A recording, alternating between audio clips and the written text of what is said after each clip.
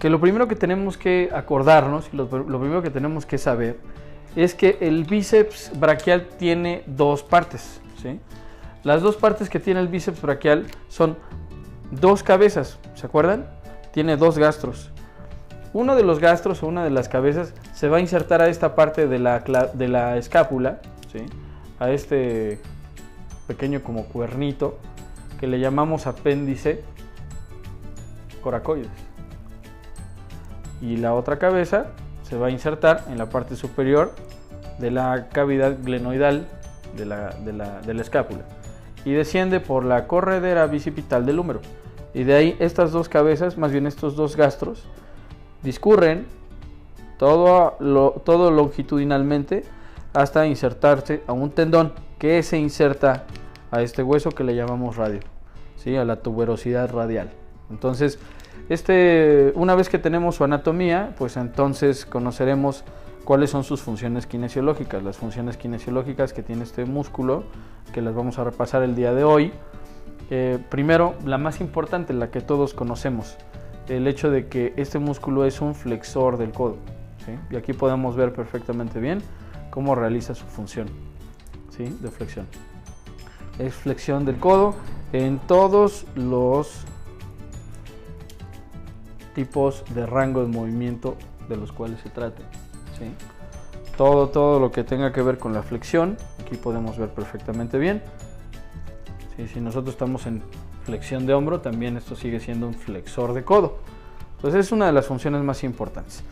Otra de las funciones que no es generalmente tan tomada en cuenta y que el día de hoy cobra una importancia grande es la capacidad que tiene este músculo para poder generar la supinación.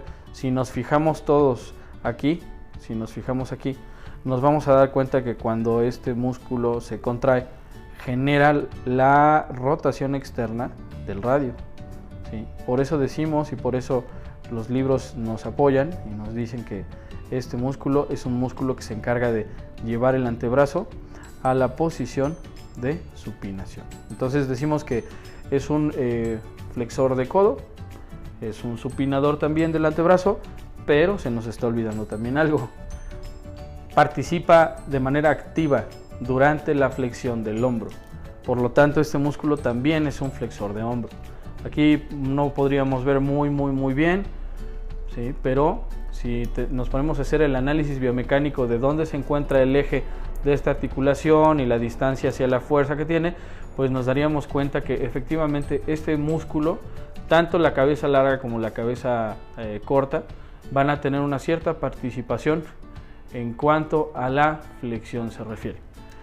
Y otra cosa más, la parte de la cabeza corta, aunque tenga una participación muy grande, podría ser también un músculo aductor si su brazo se encontrara en esta posición. Entonces, si su brazo está encontrándose en esa posición, esta cabeza, la cabeza corta, que se encuentra al coracoides, puede también realizar la función kinesiológica de la aducción, es decir, acercar este segmento óseo hacia el cuerpo, siempre y cuando se encuentre aquí. Bueno, pues esto nos dice muchas cosas, porque hay muchos momentos en donde se puede generar grandes cantidades de tensión total, ¿sí? ¿Qué es la tensión? Recuerden, la tensión total es la sumatoria de la tensión pasiva y la tensión activa. Y eso fue algo que nos llamó muchísimo la atención. Observen lo siguiente.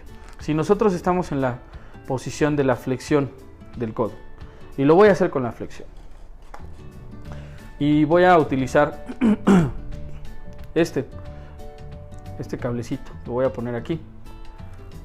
Simplemente lo voy a agarrar ahí, ¿no? Y lo voy a mantener inmóvil, no quiero que se mueva. Y ahora lo voy a poner de aquí, en el coracoides. Lo que quiero que observen es lo que pasa cuando yo trato de flexionar el hombro. Observen lo que pasa con el cable blanco. ¿Vieron? Voy a regresarlo a la posición que tenía. Voy a otra vez a ponerlo a 90 grados de flexión. Observan lo que sucede al cable blanco. El cable blanco se elonga. ¿Sí? Miren. Se elonga. Incluso si estamos a 45 grados se elonga. Regresando a la posición anatómica, vuelve otra vez a tensarse. ¿Qué nos dice esto?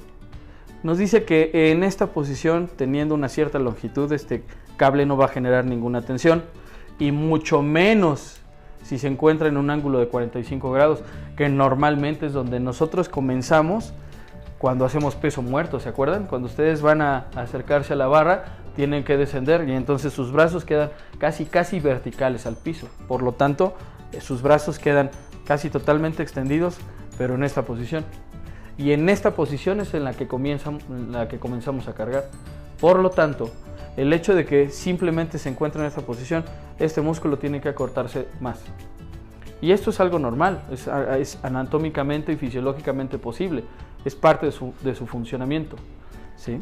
El problema es cuando empezamos a cargar la barra, porque cuando empezamos a cargar la barra de manera activa y dinámica, este segmento tiene que regresar otra vez a esta posición.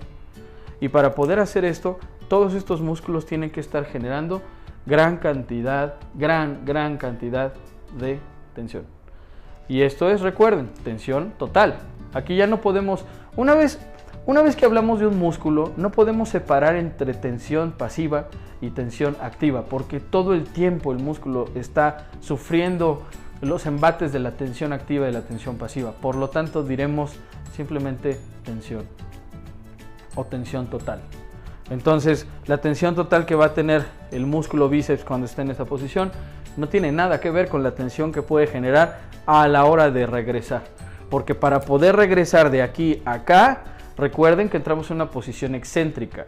Y el entrar en una posición excéntrica nos genera una mayor cantidad de tensión. Entonces la tensión también incrementa por el simple hecho de regresar de aquí a esta posición, aunque ustedes lo estén controlando. Ese es un primer punto. Descubrimos otro punto interesante, el punto de la supinación.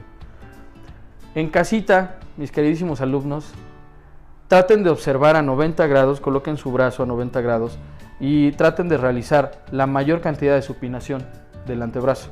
Es decir, esta es la supinación que yo tengo en mi mano derecha y esta es la supinación que yo tengo en mi mano izquierda. Como podrán ustedes observar, mi mano izquierda tiende a supinar menos que mi mano derecha. Ahora, ¿cuál es el problema con esto?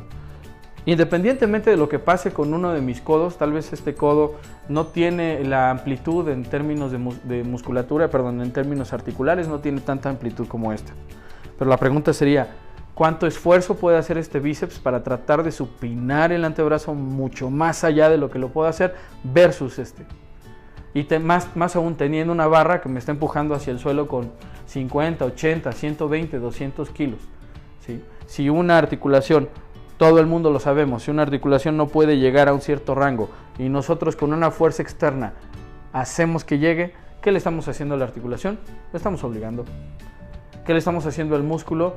Seguramente le podemos estar generando una mayor cantidad de tensión pasiva, que sumada a la cantidad de tensión activa que este está haciendo, nos puede generar todo un desastre gracias a la resultante o al resultado de la tensión total. Entonces es algo que también me gustaría a mí considerar, ¿sí? La sumatoria de las dos tensiones, no solamente por la cantidad de tensión que se genera para poder pasar de la flexión a 45 grados del hombro a la neutralidad. Ahora ya tenemos un segundo problema al que enfrentarnos, la cantidad de supinación que un antebrazo puede generar. Entonces, este músculo, en este punto del análisis biomecánico, está encargado de dos cosas: de regresar al hombro a su posición neutral y de mantener y generar más tensión para poder supinar. ¿Sí? Entonces, ese es otro tema. Encontramos un tercer tema importante. Aquí lo estoy poniendo a esta posición porque justo en esta posición, a los 90 grados aproximadamente, tal vez un poco más, un poco menos, el tendón cae directamente sobre el hueso, como lo podemos decir, como lo podemos observar. Es decir, la relación que hay de la caída del tendón con respecto a estos huesos es perpendicular, es casi una cruz. En este sentido, este tendón está generando una cierta cantidad de tensión. Pero ¿qué pasa? Cuando este segmento empieza a descender más, llega a un punto en donde la distancia que hay con respecto al eje